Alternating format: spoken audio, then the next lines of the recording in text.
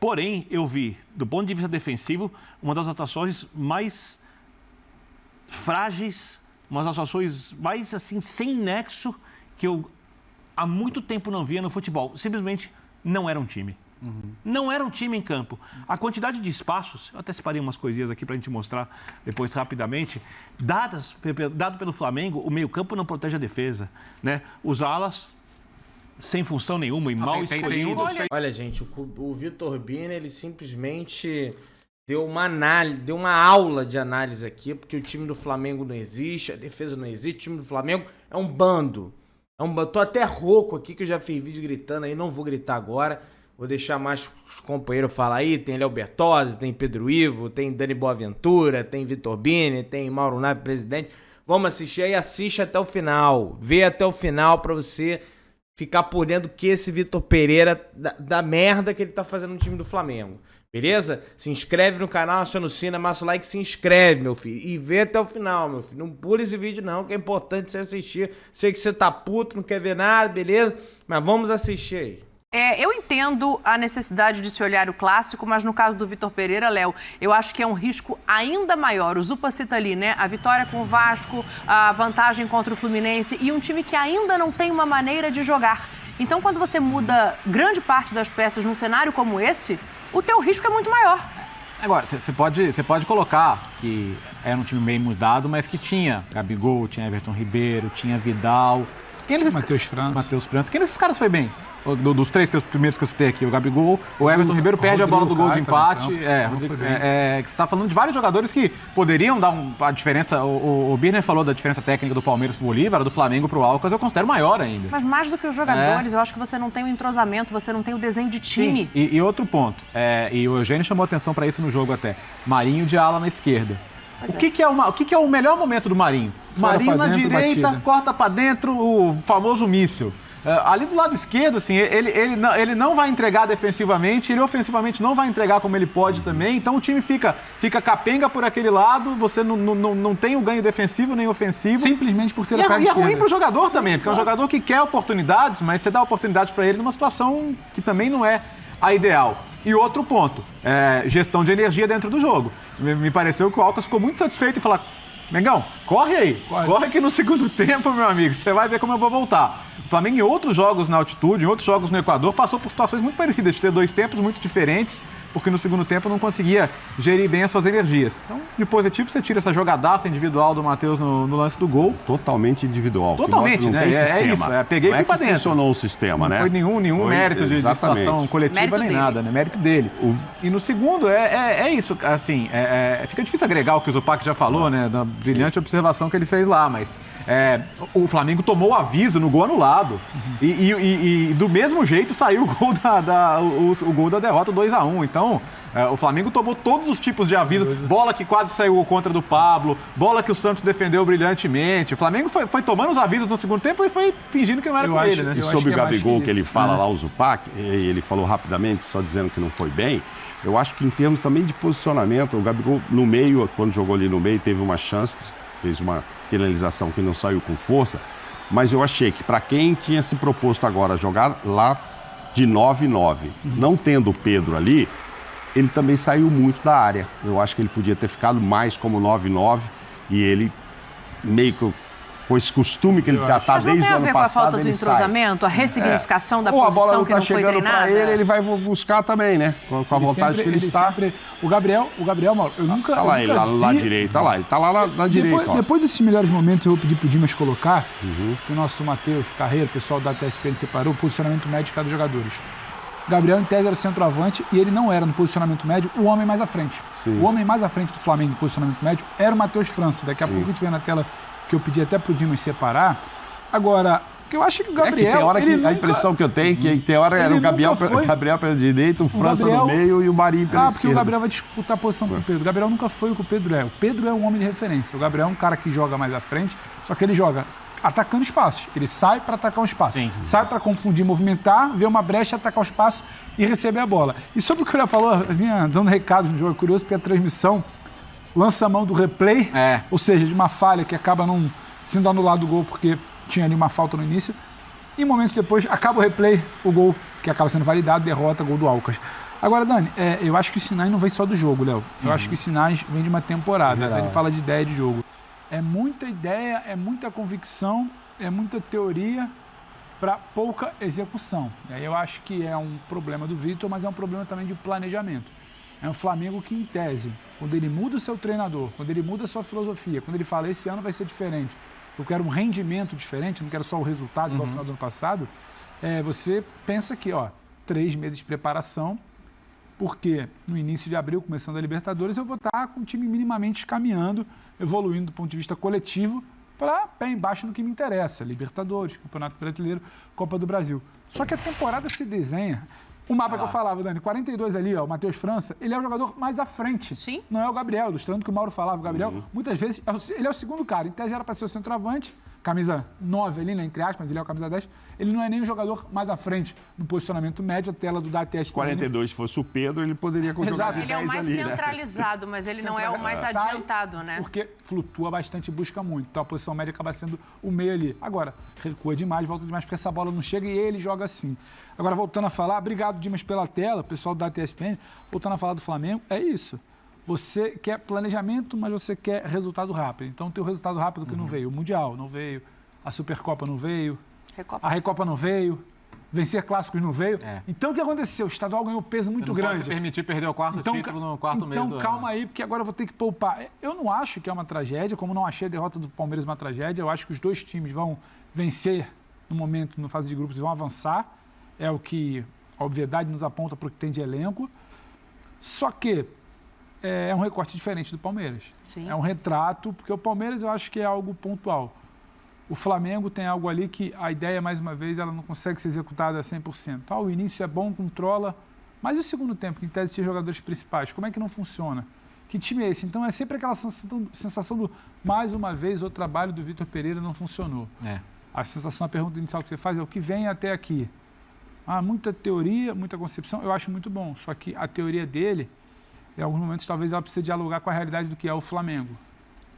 E eu acho que ela precisa, precisa ser um pouco mais maleável. Você precisa entender qual é a realidade do Flamengo para dialogar? A realidade do Flamengo, para informação de equipe hoje. São jogadores técnicos capazes de fazer um jogo mais propositivo do que não estou querendo defender o técnico, eu quero entender porque eu quero, daqui a pouco eu quero... Eu vou só para te responder, Vitor. A realidade do Flamengo o Vitor chegou tentando uma ideia de que, em primeiro lugar, o meu conceito. Em segundo lugar, os jogadores, dependendo de onde eu coloco. Sim. Só que esse time do Flamengo, ele sempre viveu uma realidade de, em primeiro lugar, os meus talentos. Eles estarão em campo. Então, a partir disso, eu desenho um time. Não. O Vitor começa a desenhar o time a partir da ideia dele.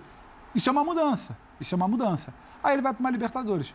O torcedor do Flamengo, eu acho que ele entende você negociar porque tem uma decisão que você não quer perder no final de semana para o Fluminense. Só que eu acho que você precisa entender por que você negocia tanto, por que você deu tanto peso a esse jogo contra o Fluminense? Pelo trabalho limitado, sem resultados até aqui. E aí eu acho que é a tal da pressão. Porque eu acho que falar só falar pressão acho que é muito raso, mas é como foi construída essa pressão. E aí você abre mão de todo um time. Porque esse time, essa formação, com o Gabriel, com o Everton, você não entende se o Gabriel é titular, se o Everton é reserva. Bom, essa é uma boa questão. O Gabriel vai ser titular no domingo no Fla-Flu? Por favor. Diga. Primeiro, eu não a defesa do técnico, tá? Mas eu quero só pontuar algumas situações e se as pessoas querem interpretar como defesa, interpretem, se quiserem achar que também não é. Não é respeito às problema opiniões. Os talentos foram colocados em todas as decisões até agora. A única que teve modificação foi contra o Fluminense. Foram colocados na semifinal do Mundial, foram colocados contra o Palmeiras na Supercopa, foram colocados em todas as decisões, os talentos foram colocados. E os talentos fracassaram até agora. E o treinador chegou ali... Desculpa, teve clássico antes que ele barrou o jogador titular. Claro, tudo bem. Foi o Paulo. São as decisões. Eu só te falando que ele mudou bastante. Decisões. E aí, eu acho que o Flamengo, quando você fala sobre poupar jogadores, tem uma situação diferente do Palmeiras, por incrível que pareça, chegamos nesse ponto. Primeiro porque a decisão era um clássico. E tem uma coisa que vai além simplesmente de ganhar o Campeonato Carioca. Tem a rivalidade contra um dos grandes adversários, que hoje joga mais que o Flamengo, mesmo tendo um elenco pior. Daqui a pouco a gente vai falar do Fluminense. A gente vai falar dele depois. Hoje que eu falo nessa temporada. Segundo, o Flamengo é um time, por tudo que aconteceu até agora, e eu acho que principalmente pela campanha no Mundial, por não chegar à decisão, ferido. E as feridas estão abertas. E essas feridas precisam de alguns resultados que façam as mesmas cicatrizarem. Ou começarem a cicatrizar. Não vai ser um resultado que vai... Ganhar hoje tem pouco impacto nisso. Aí eu discordo. Então vamos mudar. Ganhar hoje tem menos impacto nisso do que ganhar contra o estadual Fluminense. contra o Fluminense. Do que ganhar contra o Fluminense. Sim, E chegou-se a essa situação e acho que cabe ao líder, ao treinador, e não é uma defesa dele, estou ponderando aqui, avaliar o que é, nesse momento, de fato, melhor para você mudar a situação da confiança anímica, a relação com a torcida. Óbvio, quando ele coloca esse time em campo, ele não queria perder o jogo. Porém, eu vi, do ponto de vista defensivo, uma das atuações mais frágeis, umas atuações mais, assim, sem nexo, que eu há muito tempo não via no futebol. Simplesmente não era um time. Não era um time em campo. A quantidade de espaços, eu até separei umas coisinhas aqui para a gente mostrar depois rapidamente, dado pelo Flamengo, o meio-campo não protege a defesa, né? Os alas sem função nenhuma e mal escolhidos. Tem um dos gols que você vê o time em 2 blocos praticamente. E a decisão de pressionar na altitude? É a primeira coisa, olha aqui. Isso não é nem um lançamento primoroso, ó. Sem marcação no lançamento, é um passe longo. Aí o jogador vai receber a bola ali completamente livre. Aí ele toca para trás. Tem um vindo livre por dentro e o que vai fazer o gol vem mais livre ainda. Aí eu faço a pergunta. Não, esse não sai o gol não, mas é um chute. Tem um jogador vindo livre por ali e o que faz o gol vem por trás. Vai vir por trás o que faz o gol. Não, explicando. Acho que não vai ser gol aí, não. Vai ser gol. Tudo bem. Não, esse é o lance do Não, primeiro não vai tempo. ser gol. É o primeiro Esse tempo. lance é o primeiro tempo. Sim, Mas não é ele o teve lance toda a do gol. liberdade de finalizar. Desculpa, vale o que você mostrou, porque ele teve toda a liberdade de finalizar. Cadê os jogadores do Flamengo? Aí você vê de novo aqui, esse lance do Everton Ribeiro é o passe. O Gabigol podia pressionar, não é culpa do Gabigol, mas pressiona, dificulta o passe, faz a faltinha boba, né? E aí fica o mano a mano, drible fácil, Dotero sem dificuldade, do lado direito, cobertura. Mas, Vitor, deixa eu te fazer a pergunta. O primeiro lance que hoje você pediu para separar, eu acho interessante porque ilustra. Ele é aos 24 do primeiro tempo. Sim. Segundo lance, ele é aos 57. Os dois, para mim, guardam uma semelhança. O Flamengo está pressionando. O bloco do Flamengo está alto. Você sabe que você tem problema no seu time de compactação defensiva, de transição, de quando essa bola é esticada. O time tá partido em dois aí. Você sabe que você está na altitude. Você sabe que o seu time tem problemas. Então, aí eu te pergunto, é uma decisão, é a decisão mais prudente você joga um bloco alto? Pressionar? Eu concordo com você completamente que não. Então eu acho que tem também uma dose do Vitor. E eu não estou aqui querendo servir a camisa do Vitor Vitor na na bandeja. bandeja. Tem 5 jogadores do Flamengo atrás. Não, o lançamento o espaçamento. Mas por que você está a linha subindo toda tanto de 5 nessas ali, costas? gente. Costas, né? Entendeu? Por que você está subindo tanto Mas nessas são blocos, costas? O problema é justamente o espaço entre o eles. espaço entre eles. Assim, Você tem problema para correr para trás, seja na altitude ou não. Você está na altitude. Você está a 24 minutos do primeiro tempo. Não, essa altitude pesa. Você não pode cadenciar só com a bola. Cadencia sem a bola Essa altitude também. pesa, essa altitude atrapalha, mas a não ela passa. Não, É diferente. Atrapalha, Mas ela é uma pesa. altitude. Claro que atrapalha. Não ela passa. Que mata o jogador. É diferente, né? Então, no segundo gol, a gente vê ali como foi fácil. E o terceiro gol, o segundo gol do Alcas, o primeiro gol, o segundo gol do Alcas, o terceiro lance, o Léo já chamou a atenção. 500 vezes, entre aspas, o lance se repetiu antes. Sim. Com um chute por cima, com um chute perto do gol, com um chute chegando, com o jogador entrando por dentro. No lance do gol invalidado, eu acho que foi falta. Sim, também acho. No critério do jogo, eu acho que foi falta. Acho que o gol foi bem invalidado. Ou seja, o Flamengo hoje, com as escolhas do técnico, não entrou em campo com um time. Sim. Não entrou em campo com um time. Isso é recorrente. Olha, Talvez hoje ele tenha feito escolhas ainda piores no sentido dos zagueiros que ele coloca. Eu não vou falar de nível técnico aqui, mas ele colocou os zagueiros mais lentos que ele tinha em campo para jogar na altitude e correr para trás. Eu acho que a escolha, infelizmente, eu vou muito mais na linha do Pedro. Aí a escolha ela se dá porque ele está olhando para domingo. É lógico. Quando ele bota os pontos no banco, domingo eu preciso estar com eles inteiros. É isso. Quando ele segura os caras que vão pressionar domingo, eu preciso estar com eles inteiros. Os meus zagueiros mais lentos, porque os mais leves que vão fazer essa pressão um pouco mais bem azeitada, os titulares. preciso estar inteiro. É que os Infelizmente, ele é prejudicado pelo que virou a prioridade do Flamengo no Mas temporada. esses mais lentos são reservas. Os mais velozes vão jogar domingo. Aí hoje era dia de reservas, ele pôs. Só que tinha muita qualidade para que acontecesse tanta infiltração ali entre o Pablo e o Rodrigo Caio e todo mundo. Como entra fácil de mas eles estavam vendidos, mas porque o meio campo não marcou nada, o ataque não marcou nada, eles estavam completamente... A defesa não é a zaga, é o sistema. Agora, tudo ali aí eu acho que é o ponto que a Dani levanta. Assim, a falta de marcação no meio campo do Flamengo é um problema crônico da temporada. Sim. o meio-campo do Flamengo não marca ninguém. E isso independentemente dos jogadores que jogam. Agora, Léo, aí o que o Pedro falou, e eu concordo com ele. Você sabe que você tem esse problema, deve ter visto, né? Não está funcionando. Baixa as linhas. Eu também acho. Baixa as linhas. Monta um bloco ali, usa os alas no contra-ataque, usa o Gabigol para o contra-ataque, tenta usar o Everton, o Matheus, para segurarem um pouquinho mais a bola com o Gabigol nas associações. O Flamengo não entendeu o jogo. Foi uma atuação que beirou a prepotência diante daquilo que o time coletivamente fazia. Era como se ele, olha, eu sei que eu posso fazer, então eu vou atuar assim, mas não está funcionando. Não, eu vou continuar tentando. E aí, quando toma o gol, que faz 1-1, que toma o segundo gol logo depois, as linhas estão altas, com esburacada a equipe, com zagueiros. Aí entra o que a Dani falou, que não tem a velocidade da recuperação contra um time que ficava lançando bola, e você chamou a atenção, para postar corrida. Claro. Não são lances de técnica, são lances de corrida no espaço. É como se o cara mais veloz vai chegar na frente do outro. Vamos colocar o Vitor Pereira nessa conversa, Vamos, Mauro? ele contou Diga. com a infelicidade das atuações individuais, O horrorosas. Everton foi muito mal. Muito, todo mundo. O Gabigol Eu não gosto foi muito do bem, Everton dá uma Ribeiro, mas cabeçada. ele foi muito O mal. Ayrton Lucas, que é o melhor jogador, entra no segundo tempo, não vai bem. O Gerson mais ou menos, Vidal. Não tem, quem é que brilhou ali para ajudar ele também? Quem? É difícil. Vamos ouvir o Vitor Pereira. A coletiva foi super rápida, 3 ou 4 perguntas, mas o Vitor Pereira falou. Vamos tentar entender. Deve ter achado bom jogo. Hoje, o Gabi, sou como titular, o Pedro começa no banco. Queria começar no balanço um pouquinho pra gente sobre essa conversa e o conversa dessa dupla de ataque do Flamengo. Assim, em primeiro lugar, o mais importante é falar do jogo, certo? Certo?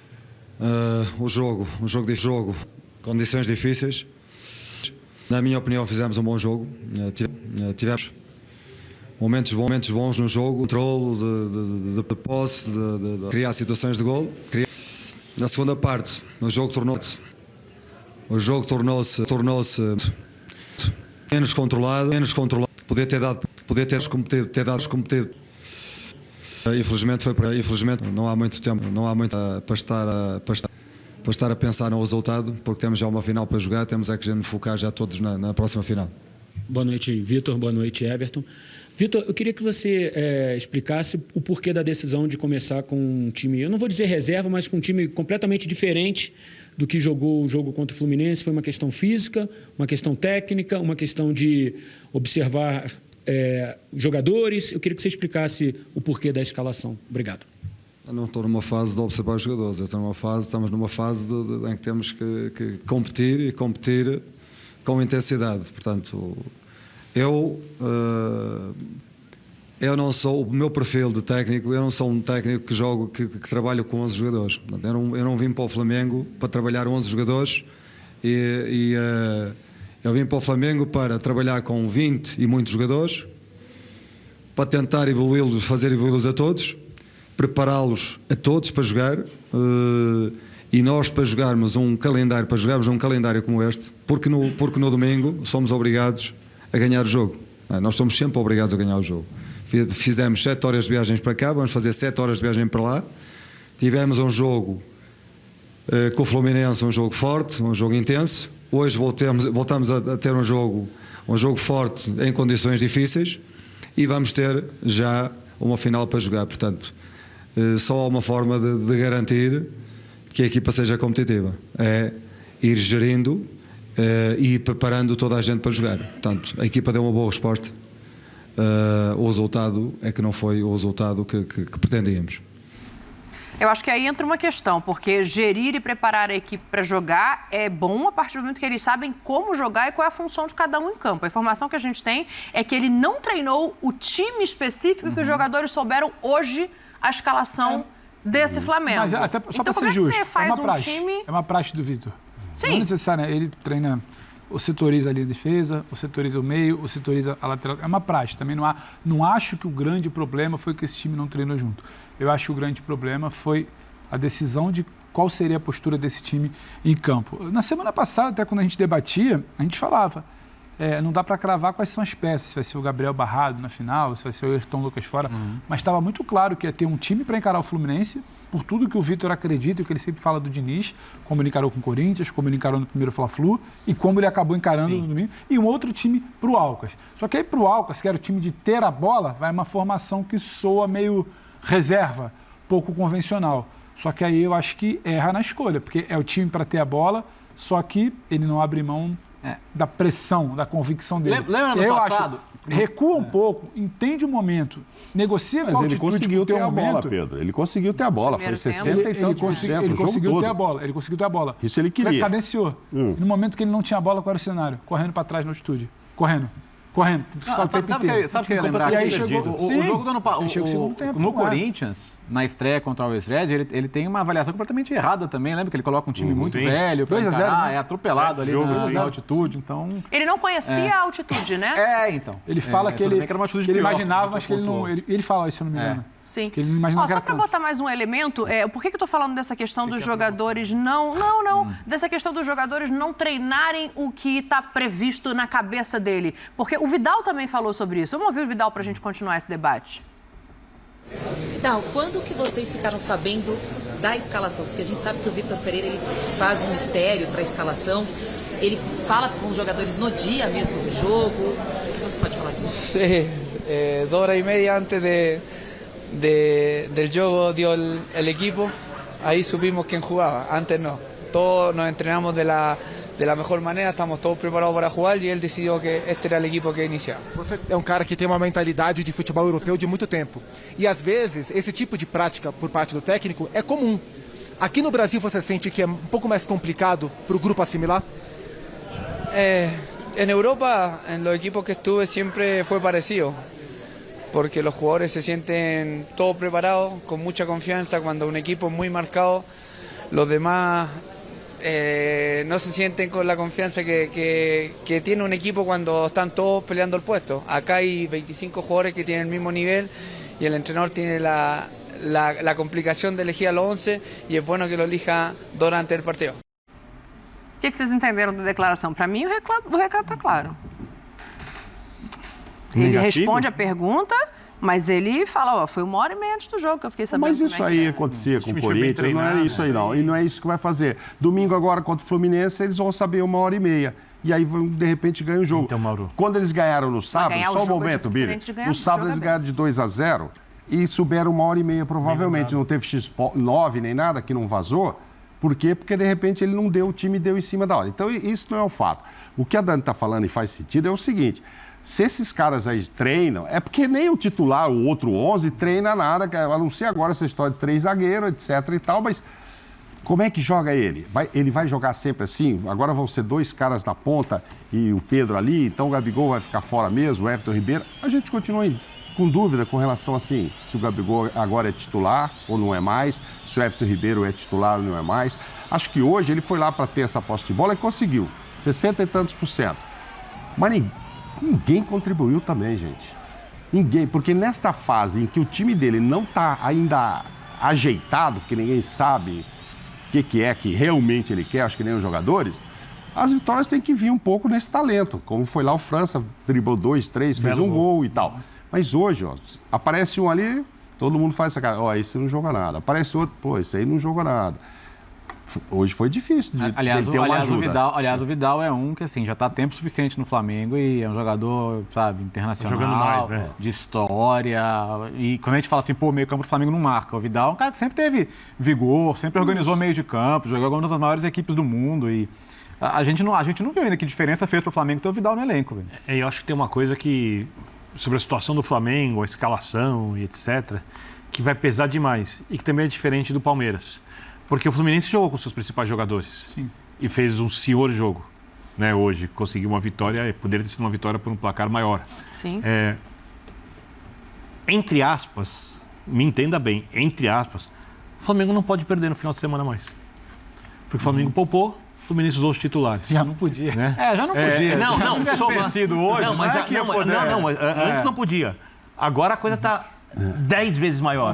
Porque vão acabar com eu não sei se você tá 10 vezes maior, Birner. Quando você falou agora há pouco, se tivesse ganhado hoje do Alcas, ia diminuir alguma coisa. Tá 2-0 contra o Fluminense. Agora há pouco o Birner falou assim, não, o torcedor entende que era isso, que o importante tá domingo. Não. O que entende não vem para rede social, porque só vem quem não entende. Só tem gente pedindo a cabeça dele. Faz parte. A cabeça. É a fábrica de emoções do futebol. Exatamente. Ele só vem quem Deixa tá uma coisa bem clara aqui. O Flamengo estava 2 gols de vantagem. Tem que ganhar. Se o Flamengo perder o Campeonato Estadual, é muito improvável que ele seja o técnico do Flamengo na segunda-feira. Ainda mais depois do Fluminense jogar com os titulares e ele com os reservas no meio de semana. Eu acho que Não, perder essa independente. A Ele parte física não serve mais para disputar. Não, eu acho que já estava assim.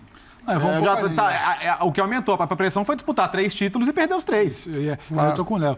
Independentemente do resultado do primeiro jogo da final, independentemente do resultado do jogo de hoje contra o Alcas, na sexta-feira passada, véspera do primeiro jogo, o cenário posto era: o Vitor não está garantido no cargo pelo que é o Departamento de Futebol do Flamengo. A gente sabe. O Departamento de Futebol do Flamengo troca treinador a cada 4, 5 meses. Isso é uma avaliação, não uma informação. Não. Do que foi feito até agora. Uma informação, a gente pode dizer que é uma informação nossa a partir do que a gente observa. O Departamento de Futebol do Flamengo, na gestão Rodolfo Landim, você pega a média de tempo. Isso é matemática. Estamos trazendo uma informação matemática, não é um achismo nosso. Ele troca a cada 6 meses ou menos. Diante dessa informação matemática, a gente olha para um Vitor Pereira sendo fritado constantemente. Por quem importa na gestão do Departamento de Futebol do Flamengo. A gestão do Departamento de Futebol do Flamengo é pautada de fora para dentro, não de dentro para fora. Qual barulho está fazendo lá fora do CT? É esse? Opa, vamos para cá.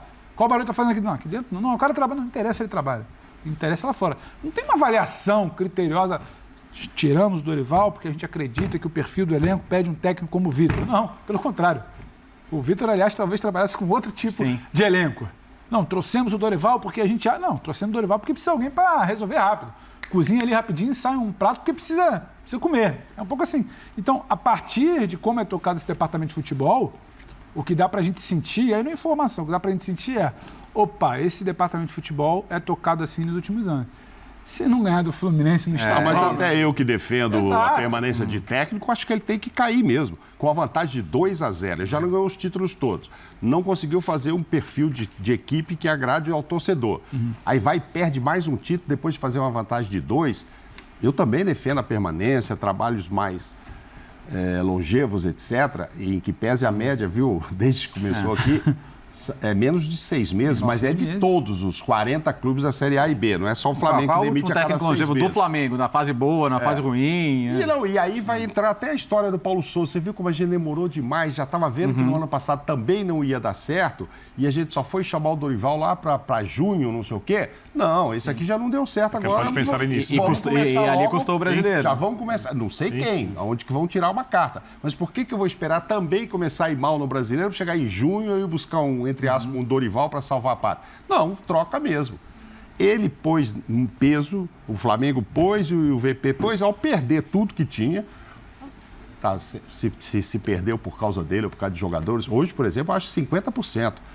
Eu concordo que ele usa esse time e esse time tem qualidade para ir lá e ganhar do Alcas. Claro. Sim. Agora, ninguém ajudou ele lá também. Então, põe o meio a meio. Agora, depois de tudo isso, com a vantagem de 2, se ele perde, toma uma goleada do Fluminense, não dá para entrar lá na Gávea segunda-feira. Não dá. Porque vai chegar na coletiva, não tem parte física, não tem mais o que falar, né? Não dá o que falar. Inclusive, o Flamengo tem que estar fisicamente mais inteiro que o Fluminense no jogo do final de semana. Então, uma questão para mim que é de comunicação.